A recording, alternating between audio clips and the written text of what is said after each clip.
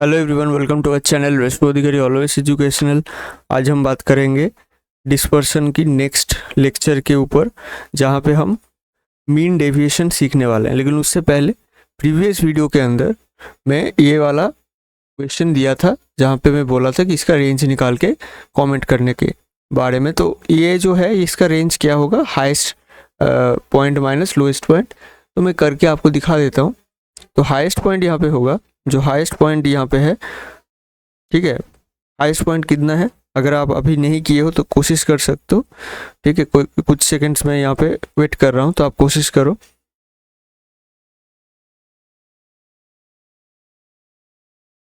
उम्मीद करते हैं कि आप कोशिश किए हो। तो हाईएस्ट जो वैल्यू होगा, हाईएस्ट वैल्यू यहाँ पे कितना है, 7 है, ठीक है। और जो लोएस्ट वैल्यू है, लोएस्ट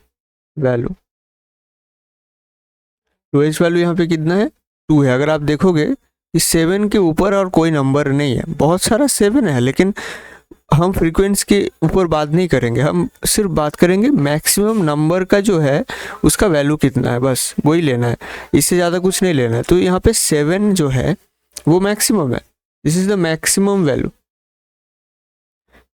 और मिनिमम वैल्यू क्या है, अगर आप देखोगे कि 2 के नीचे का नंबर और कुछ नहीं है। 2 के नीचे क्या हो सकता है, 1 हो सकता है, ठीक है। तो ये 1 आपको कहीं पे नज़र नहीं आएगा, इसका मतलब ये मिनिमम है।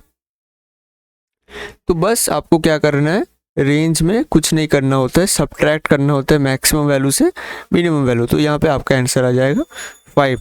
तो 5 is the correct answer for this question. Now we will proceed further with mean deviation. तो अभी हम देखने वाले हैं कि मीन डेविएशन या मीन एब्सोल्यूट डेविएशन, ठीक है। अब मीन डेविएशन या मीन एब्सोल्यूट डेविएशन क्या होता है, देखो एकदम बेसिक से स्टार्ट करते हैं। पहले मान लो आपके पास n numbers of values of variable x है, मतलब x का कुछ वैल्यूज है, n नंबर्स वैल्यूज है, वो है आपका x1 x2 x3 इस तरीके से xn, ठीक है। मान लो ये जो भी वैल्यूज है उसका आपको एवरेज मिला है, एवरेज जो है वो c है, ठीक है। अब इस c को आप x बार भी ले सकते हो, उसमें कोई प्रॉब्लम नहीं है। बट वही है कि मान लो कि c एक एज्यूम किया गया है जो है chosen average of the data set. अब आपका xi माइनस c क्या हो जाएगा, डेविएशन। फर्स्ट लेक्चर में मैं डिस्कस किया था कि डेविएशन मतलब क्या होता है, सबट्रैक्शन, ठीक है, कि आप घटा रहे हो, ठीक है। जो वैल्यू है आपका वहां से आप एवरेज को घटा रहे हो। अब वो जो घटाने के बाद इसका कुछ, अब अगर आप इसको घटा रहे हो तो उसका साइन क्या क्या हो सकता है, पॉजिटिव भी हो सकता है, नेगेटिव भी हो सकता है, ठीक है। अब वो उसके ऊपर डिपेंड करके एक प्रॉब्लम है, मतलब ये जो साइन जो अलग अलग हो सकता है। मान लो कि एक्स बार है आपका 20, लेकिन एक्स आई आपके पास मान लो है 15, तो एक्स आई माइनस एक्स बार आपके पास क्या बनेगा, -5। अभी जो -5 है ये नेगेटिव में है। अब मान लो एक और पॉइंट है एक्स आई जो है 25, उसके लिए एक्स आई माइनस एक्स बार कितना आएगा, +5। अब अगर आप उसका एवरेज करोगे, क्योंकि मीन एब्सोल्यूट डेविएशन मतलब क्या है, मीन मतलब आप डेविएशन का मीन कर रहे हो, मतलब एवरेज कर रहे हो। अगर एवरेज के टाइम पे हमें ऐड करना पड़ता है हर एक पॉइंट जो भी है इस पर्टिकुलर एक्स आई माइनस एक्स बार, मतलब summation of X I minus x bar, इसको अगर आप निकालने जाओगे तो ये तो 0 के करीब भी आ सकता है ना, क्योंकि -5 +5 कट के 0 हो जाता है, कैंसिल ईच अदर। तो इसलिए ये जो प्रॉब्लम है इसको देखते हुए हमें modulus of values of the deviation लेना पड़ता है। मतलब जो भी डेविएशन है, मान लो एक्स आई माइनस एक्स बार, ये हम मॉड्यूलस के फॉर्म पे लेंगे, ताकि हमें पॉजिटिव नेगेटिव का जो दिक्कत है वो उसके सामना ना करना पड़े। तो इसके लिए हमें हमेशा पॉजिटिव वैल्यूज मिलेगा, और पॉजिटिव वैल्यूज को जब हम ऐड करेंगे divided by number of values, मतलब जब हम मीन करने वाले हैं उस टाइम पे आपको एक पॉजिटिव रिस्पॉन्स मिलेगा जो फिजिबल है, जो हम यूज़ कर सकते हैं, जिसके थ्रू हम देख सकते हैं कि ये जो डेटा है इसका डेविएशन कितना है। जो भी हम डिस्पर्सन बात कर रहे हैं, measures of dispersion, mean deviation is one of the measures of dispersion. तो उस पर्टिकुलर जो पर्पस है वो फुलफिल करता है जब हम सिर्फ मॉड्यूलस लेते हैं तभी, क्योंकि जब आप मॉड्यूलस नहीं लोगे तो क्या हो जाएगा, नेगेटिव पॉजिटिव कट के ज़ीरो हो सकता है। मान लो ऐसा ही पॉइंट्स हर एक में है, मान लो ऐसा आपका 10 पॉइंट्स है और हर एक में वही सेम वैल्यूज है लेकिन ऑपोजिट साइड, तो जब आप ऐड करोगे कट के ज़ीरो हो जाएगा। लेकिन डेविएशन ज़ीरो का मतलब सिग्निफिकेंस क्या है कि डेविएशन ही नहीं है, पूरा डेटा एकदम एकदम अच्छे से चल रहा है, लेकिन ऐसा नहीं है, डेविएट तो हो रहा है, डिस्पर्स तो हो रहा है, प्रैक्टिकली फिजिकली हम देख सकते हैं। तो उस चीज़ को मैथमेटिकली कोरिलेट करने के लिए हमें मॉड्यूलस जो लेना पड़ता है, तो ये इम्पोर्टेंट पॉइंट है। अब यहाँ से हमें जो मिलता है फॉर्मूला वो क्या है, modulus of X I minus C है आपका average summation divided by n, ठीक है। अब इसको हम ऐसे भी लिख सकते हैं, अगर आप इसको लिख चुके हो तो लिखो, नहीं लिखे हो तो मैं वेट कर रहा हूँ, या पॉज करो और नोट करो, फिर हम आगे जाएंगे। उम्मीद करते हैं कि आप लिख चुके हो पॉज करके। अभी ये जो फॉर्मूला है इससे हम क्या लिख सकते हैं, ठीक है। बेसिक जो क्या है, M D of C about C, हम इसको पढ़ते हैं इस तरीके से कि मीन एब्सोल्यूट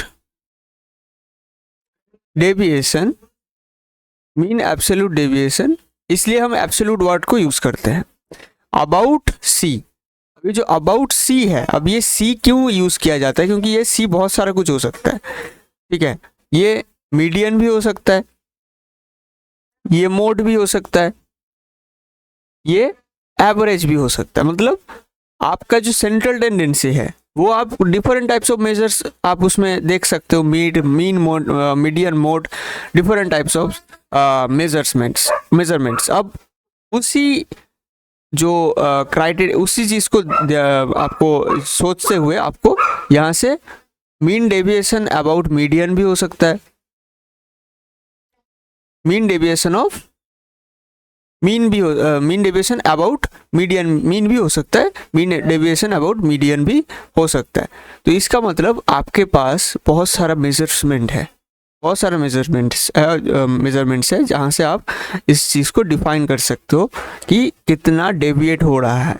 मेजरमेंट्स जो आपका डिस्पर्सन का है वो हम रेंज पढ़ ही चुके हैं, अभी आज हम पढ़ने वाले मीन डेविएशन। अब मीन डेविएशन अबाउट सी, अब जो सी है, जो सेंट्रल टेंडेंसी का जो मेजरमेंट है वो डिफरेंट टाइप्स ऑफ हो सकता है, मोड भी हो सकता है, मीडियन हो सकता है, एवरेज हो सकता है। हम एवरेज और मीडियन के लेके चलेंगे तो आपके पास जो मेजर्स ऑफ डिस्पर्सन अल्टीमेटली बनता है वो दो तरीके का बन सकता है, जो हम यूजुअली यूज करते हैं, मीडियन के रेस्पेक्ट में या मीडियन के अबाउट में, और मीन के अबाउट में या एवरेज के अबाउट में। मतलब mean deviation of X, mean deviation of X I और mean deviation of the values with respect to median और about median, mean deviation of the values with respect to mean और average और about average.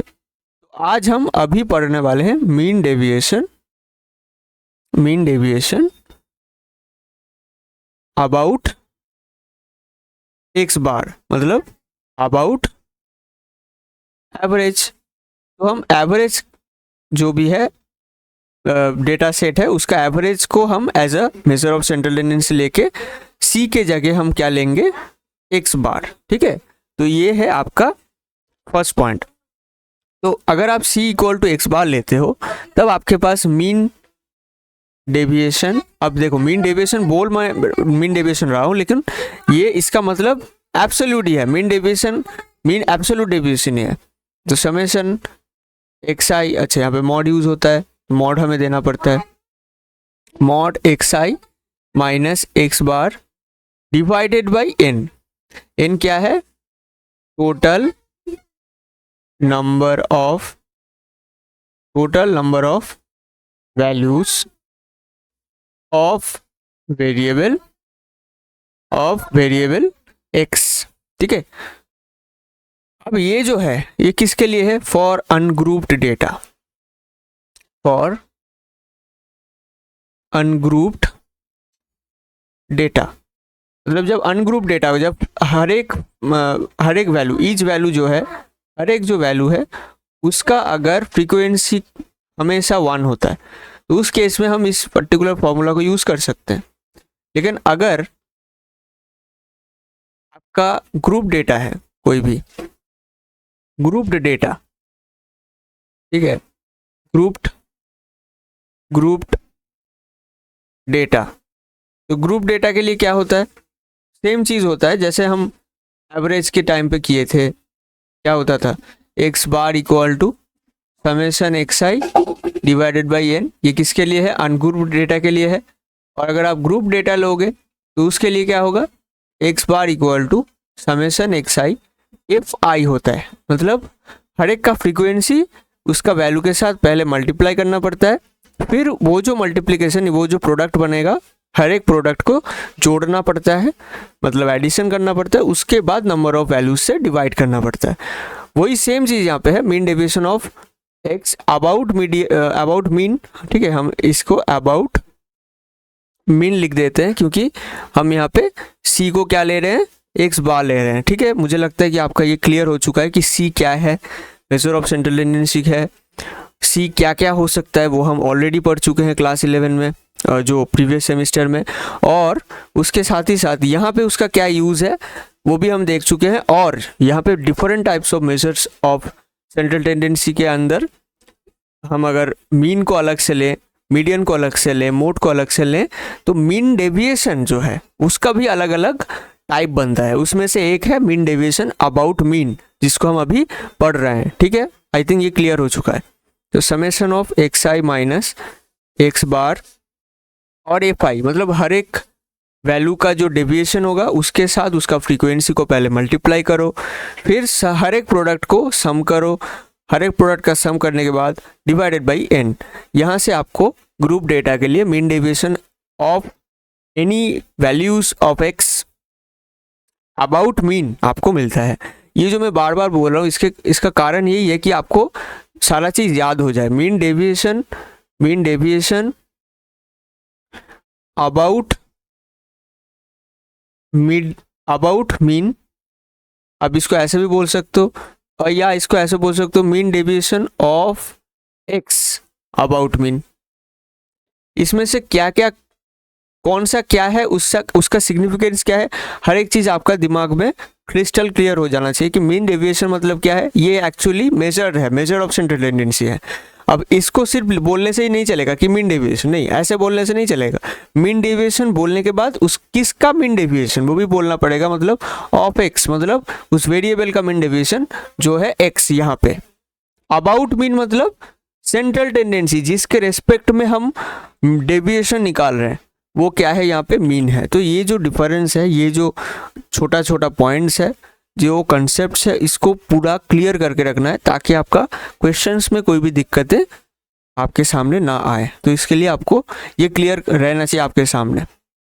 और group data के लिए हम देख चुके हैं कि फ्रीक्वेंसी, हर एक का फ्रीक्वेंसी हमें जस्ट मल्टीप्लाई करना पड़ता है, जो हम ऑलरेडी सेंट्रल टेंडेंसी के अंदर कर चुके हैं कि मीन के लिए क्या करते थे, पहले फ्रीक्वेंसी को मल्टीप्लाई करते थे, फिर डिवाइडेड बाय एन करते थे हर एक का प्रोडक्ट का समेशन करने के बाद। वही हम यहाँ पे भी करने वाले हैं।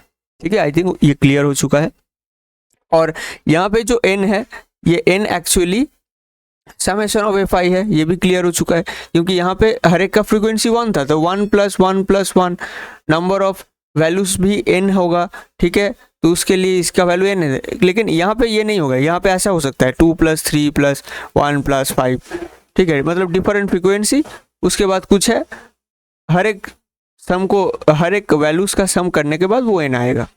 ठीक है, मतलब यहाँ पे 1 1 1 1 करके n नंबर्स ऑफ था, यहाँ पे 2 3 5 करके n नंबर्स नहीं होगा, यहाँ पे कुछ और कम नंबर्स होगा। ठीक है, आई थिंक ये क्लियर हो रहा है।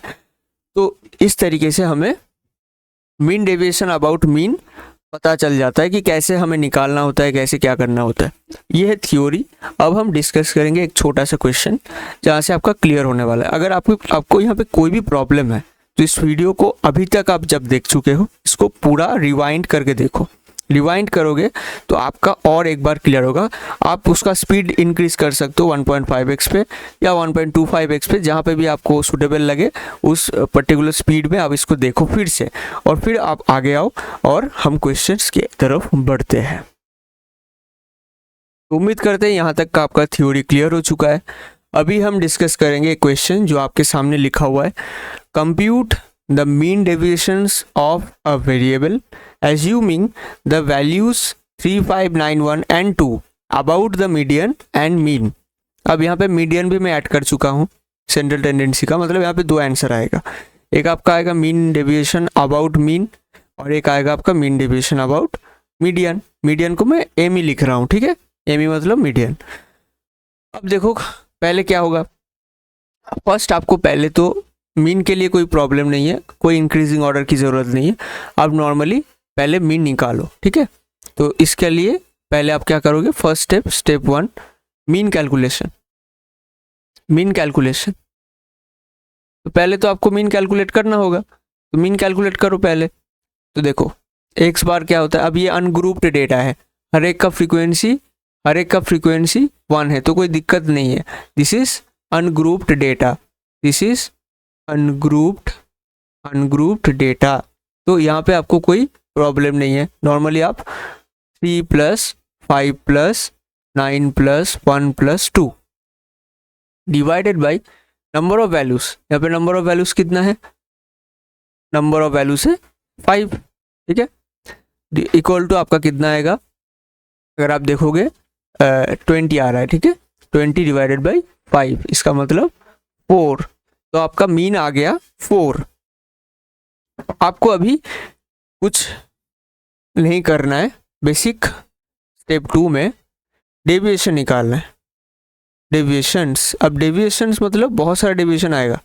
कितना डेविएशंस आएगा, 5 डेविएशंस आएगा। फर्स्ट डेविएशन क्या है, 3 - 5, ये 5 क्या है, एक्स बार, ये क्या है, एक्स आई। फर्स्ट जो वैल्यू है वो 3 है और उसके करस्पॉन्डिंग मीन जो एवरेज है वो 5 है। तो आप इसको यहाँ पे ऐसे लिखोगे, फिर 2 लिख दोगे क्योंकि मॉड्यूलस है, -2 को हम 2 लिख देंगे, ठीक है। इस तरीके से आपको निकालना होगा। फिर है 5 - 5, इसके लिए 0। फिर है आपका 9 - 5, इसके लिए 4। फिर है आपका 2 - 5, इसके लिए 3 हो गया आपका, ठीक है। एक और है 1 के लिए है, तो 1 - 5 दैट इज 4, ठीक है। अब यहाँ पे आपको स्टेप 3 में अल्टीमेट जो कैलकुलेशन है, मीन डेविएशन ऑफ एक्स बार कैसे करना है।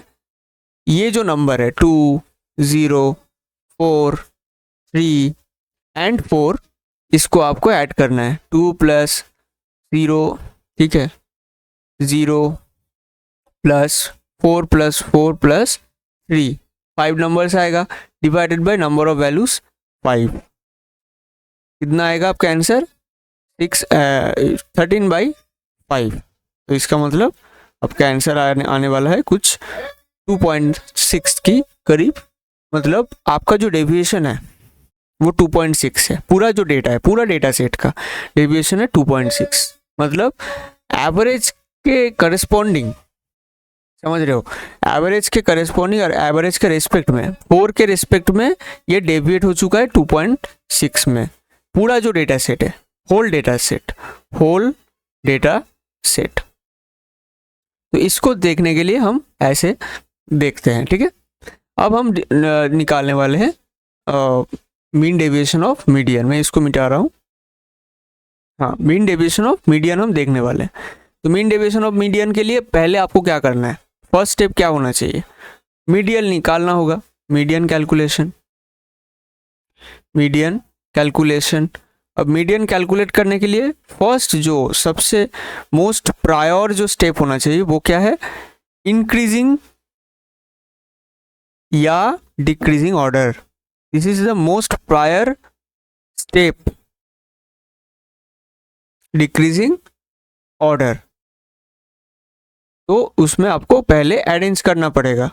This is first and foremost step. इसमें आपको पहले आपका क्या आएगा, मैं मान लो इंक्रीजिंग ऑर्डर में सजा रहा हूँ, आप डिक्रीजिंग पे भी कर सकते हो, आंसर सेम आएगा मीडियन में। तो 1 आएगा, फिर 2 आएगा, फिर क्या आएगा, 3 आएगा, फिर 5 आएगा, फिर 9 आएगा। This is the increasing order, this is the increasing order. अब आपको क्या करना है, अब आपको यहाँ से मीडियन निकालने के लिए क्या करना है, मीडियन। तो देखो टोटल नंबर ऑफ वैल्यूज कितना है 5, तो 5 के लिए मीडियन होता है 5 + 1/2, मतलब 6/2, मतलब थर्ड जो टर्म है, थर्ड टर्म जो होगा वो आपका मीडियन होगा। This is the median for this data set. तो उसके लिए मीडियन कितना होगा, थर्ड टर्म कौन सा है 3, तो यहाँ पे जो मीडियन होगा वो होगा 3। ठीक है, इस तरीके से आपको मीडियन पता चल गया है, मीडियन जो आपका स्टेप 1 का कैलकुलेशन हो गया। अब स्टेप 2 में क्या करना है, वही same deviation calculation. Deviation calculation, deviation calculation, उसमें क्या करना है, बेसिक वही है सेम। 3 - 3 होगा इस बार, 5 की जगह क्या हो जाएगा 3। This is the central tendency, measure of central tendency in this case, and this is as usual the values of x that will be changed for each values। तो यहाँ पे ये आएगा 0, फिर आपका कितना आएगा 5 - 3 जो आपका देगा 2, फिर आपका आएगा 9 - 3 जो आपका देगा 6। ठीक है, फिर आपका आएगा 2 - 3 दैट इज 1, फिर आपका आएगा 1 - 3 दैट इज 2। तो आपके पास जो नंबर्स आया, मतलब डेविएशंस आया, वो क्या क्या आया 0 to 6 1 2। ठीक है, ये जो डेविएशन है आप इतना तक नोट कर चुके हो तो अच्छी बात है, नहीं तो आप कर सकते हो पॉज करके। ठीक है, चलो उम्मीद करते हैं कि आप नोट कर लिए होंगे, अगर नहीं किए हो तो पॉज करके नोट कर लो।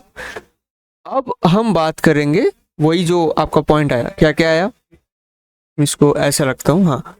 तो यहाँ पे ये पॉइंट है, तो यहाँ से आपका नेक्स्ट जो स्टेप 3 है वो है mean deviation of median, that is 0 + 2 + 6 + 1 + 2 divided by number of values कितना है 5।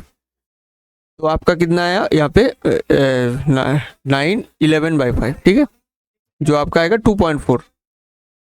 तो आप देख सकते हो कि यहाँ पे आपका जो डेविएशन है मीडियन के हिसाब से, और यहाँ पे जो मीन के रेस्पेक्ट में जो डेविएशन है वो करीब करीब मतलब आसपास है। ठीक है, अब वही बात है कि कौन सा अच्छा है कौन सा बुरा है यहाँ से नहीं पता चलेगा, बहुत सारा क्वेश्चंस आप करोगे तो अब आपको पता चलेगा। अगर आपको कोई रिजल्ट आपका बुक में लिखा हुआ है वो definitely that will be discussed in the further classes.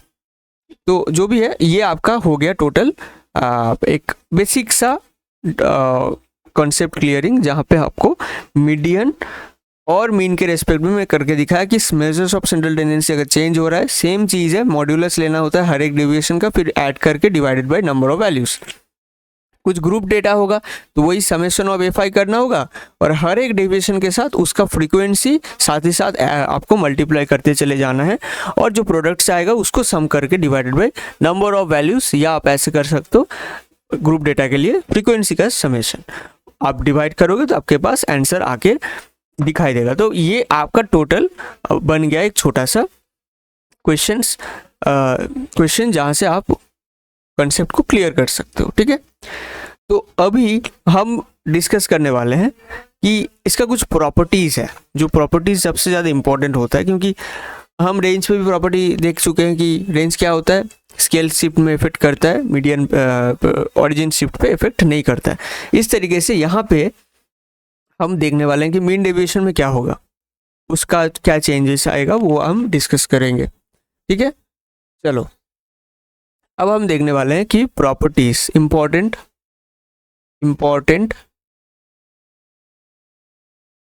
Properties of mean deviation.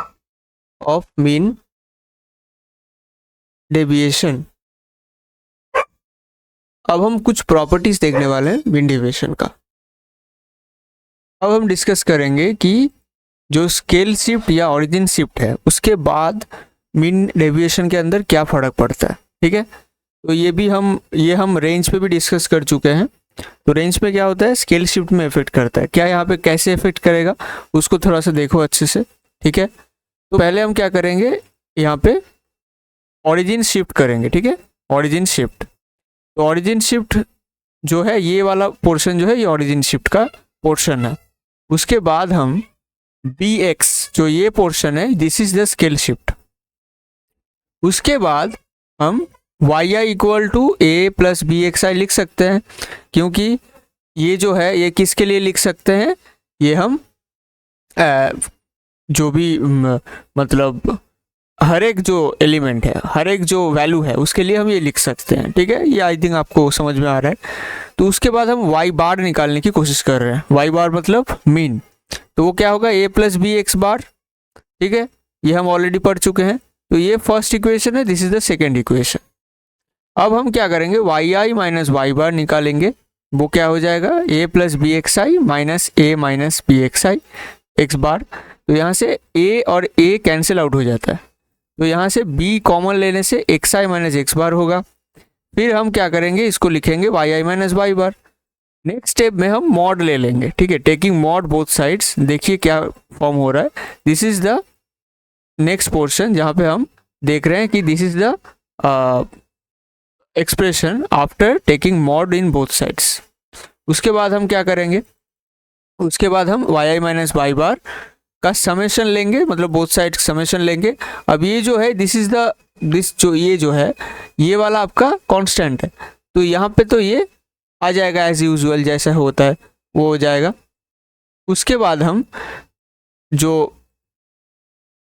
काम करेंगे इसको हम ऐसे ही रख देंगे। ठीक है, उसके बाद अच्छा यहाँ पे समेशन होगा। उसके बाद क्या करेंगे, ये जो है यहाँ पे 1/n करेंगे, तो 1/n Y I minus Y bar equal to mod B into, हम इसको ऐसे लिख सकते हैं 1/n summation of X I minus x bar. अब ध्यान से देखो, ये जो है ये कुछ नहीं है, ये एम डी ऑफ एक्स बार है, मतलब M D about X bar, और सामने है मॉड बी।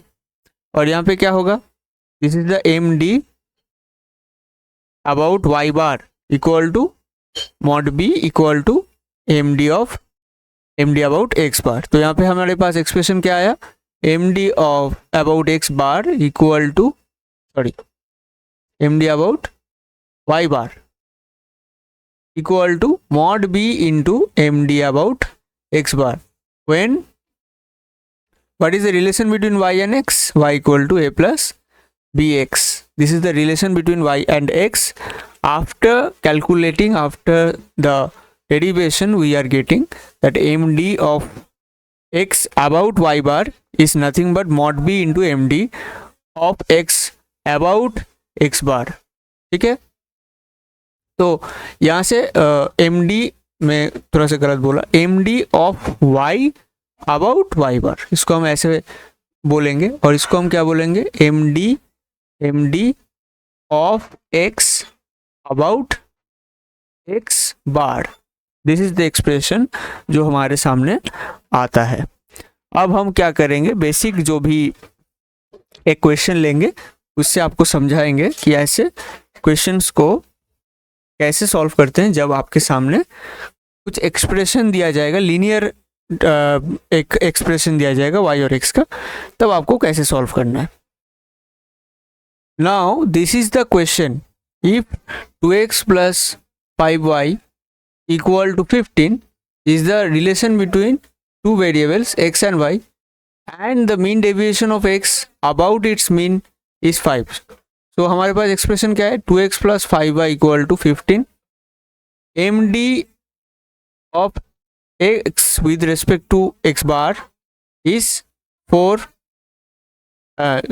ठीक है, x बार आपके पास 5, ये आपका दिया गया है। Calculate mean deviation of y about its mean, तो आपको निकालना क्या है, M D of y about y बार।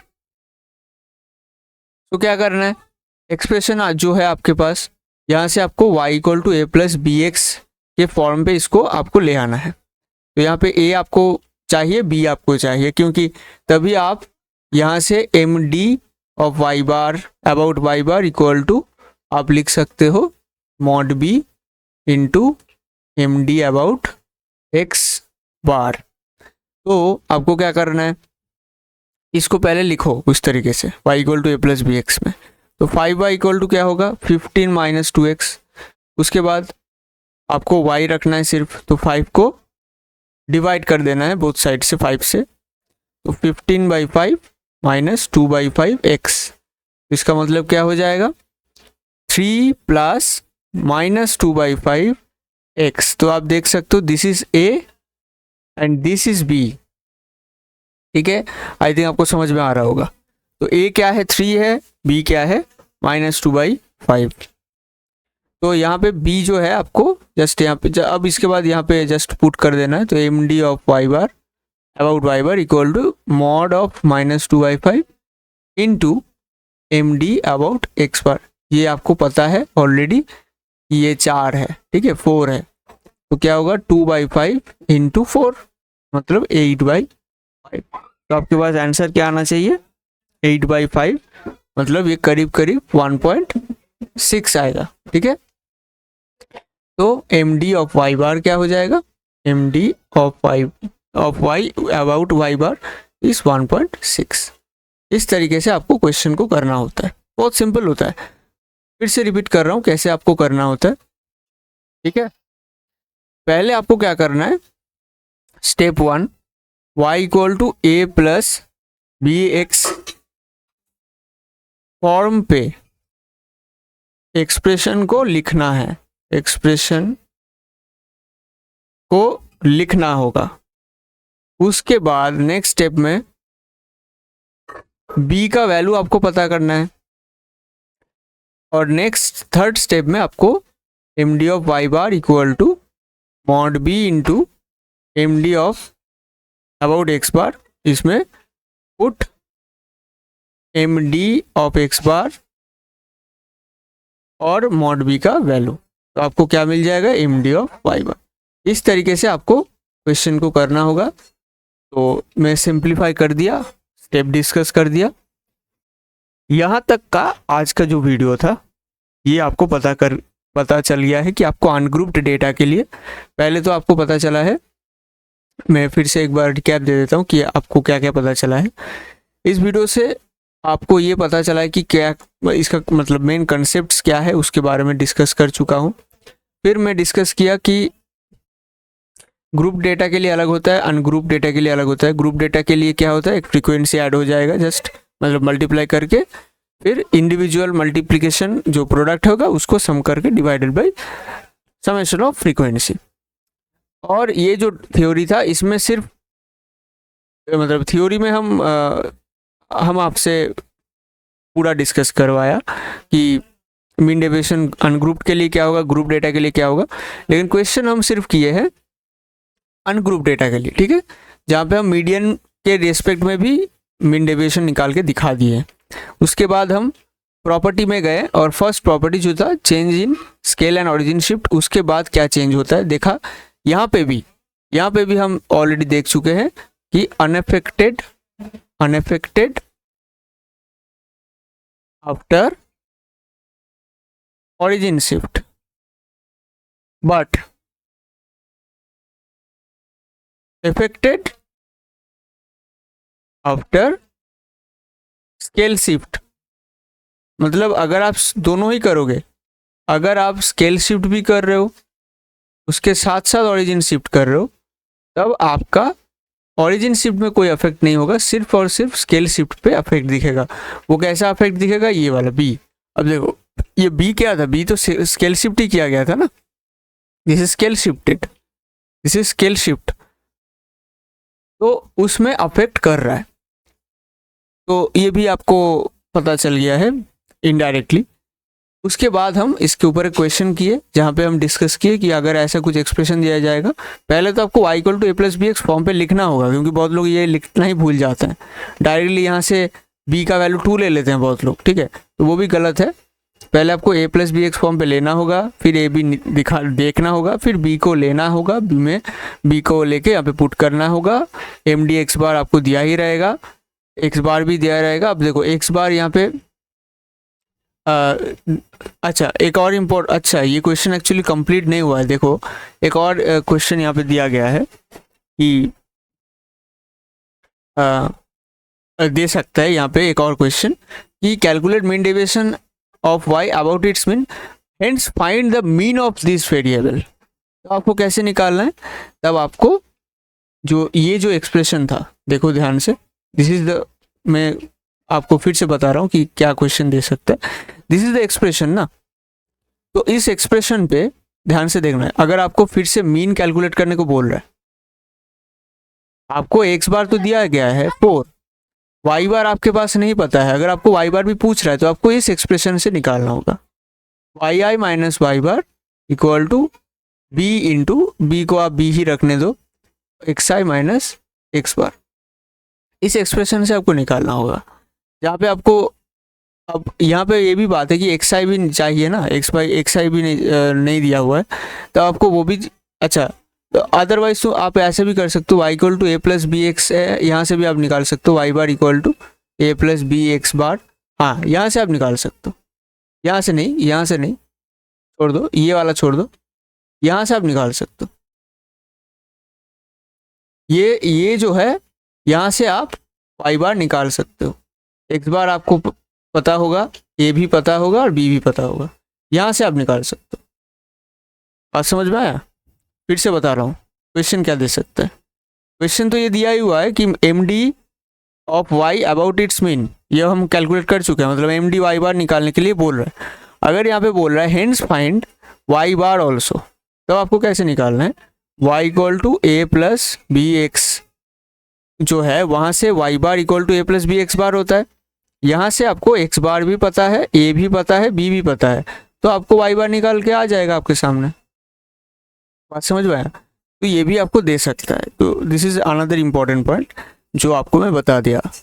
हालांकि क्वेश्चन ऐसा नहीं था, क्वेश्चन में सिर्फ एम डी वाई बार पूछ रहा था, लेकिन फिर भी ये भी आपका इंक्लूडेड हो सकता है क्वेश्चन के अंदर। अगर ये 1 मार्क का है, अगर ये 1 मार्क का क्वेश्चन है, या मान लो 2 मार्क का क्वेश्चन है, ठीक है, मान लो ये 2 मार्क का क्वेश्चन है, ठीक है, let's say this is 2 marks question, तो उसको +1 करके 3 मार्क दे देगा, जहाँ पे आपको पूछेगा फिर से Y bar also.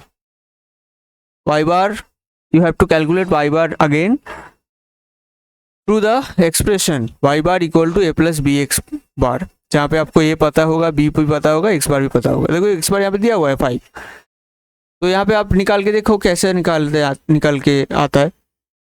Y equal to क्या पता चला, ए प्लस बी एक्स बार, जहाँ से ए प्लस बी एक्स रखने देते हैं अभी, ए प्लस बी एक्स। तो यहाँ पे हमारा एक्सप्रेशन क्या था, 2x plus 5y equal to 15, तो मैं क्या निकाल रहा हूँ, मैं वाई बार निकाल रहा हूँ। तो 2x plus 5y equal to 15, जहाँ से आपको y इक्वल टू क्या होगा, -2x माइनस 15 डिवाइडेड बाई 5, तो -2/5 -3 है ना, यहाँ पे -3 आएगा ना, अच्छा 15 इधर था तो +3 आएगा, +3। तो यहाँ पे a क्या है, this is a, this is b, b को एज इट इज रखना है, तब आपको क्या पता चलेगा, y bar equal to a plus B x bar.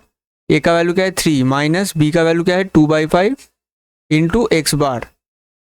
ये एक्सप्रेशन आया जहाँ पे आपको y बार नहीं मालूम, आपको निकालना है। तो 3 माइनस 2/5 इंटू एक्स बार की वैल्यू क्या है, ऑलरेडी दे चुका है, देखो क्वेश्चन के अंदर दे ही चुका है।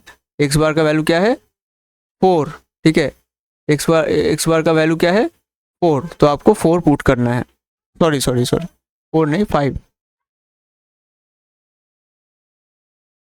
ये वाला 5, तो आपको 5 रखना है। तो 5 रखने से क्या होगा, ये कट जाएगा, तो 3 माइनस 2 इक्वल टू 1, वाई बार निकल के आ गया आपके पास 1। इस तरीके से आपको वाई बार भी शायद निकालने को बोले, तो आपको इस तरीके से निकालना होगा, ठीक है। तो यहाँ तक का क्लियर आपका होना चाहिए।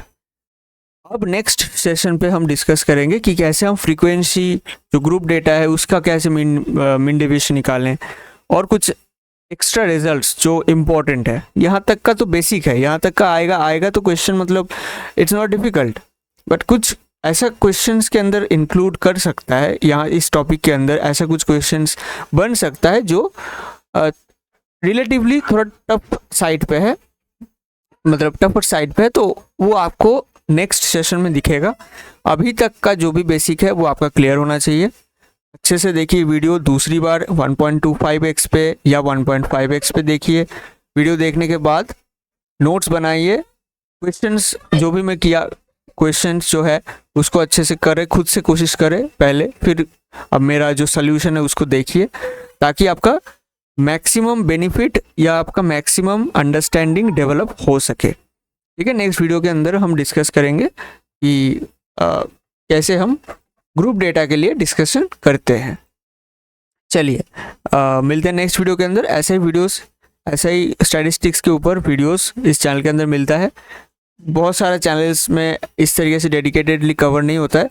हाँ, मैं थोड़ा देर कर दिया ये वीडियो देते हुए, क्योंकि स्टिल अगेन मेरा एग्ज़ाम चल रहा था, तो थोड़ा दिक्कत है और थोड़ा फैमिली इश्यूज़ भी था। तो अभी मैं वीडियो देने वाला हूँ रेगुलर बेसिस पे। कोशिश तो ऐसा ही है मेरा, लेकिन अगर किसी टाइम पे देर हो जाए तो जुड़े रहिए चैनल के साथ, सब्सक्राइब करके रखना ताकि नोटिफिकेशन बेल को ऑन करके रखना, ताकि तुरंत आपके पास नोटिफिकेशन आपके पास जा पाए। ठीक है, तो मिलते हैं नेक्स्ट वीडियो के अंदर।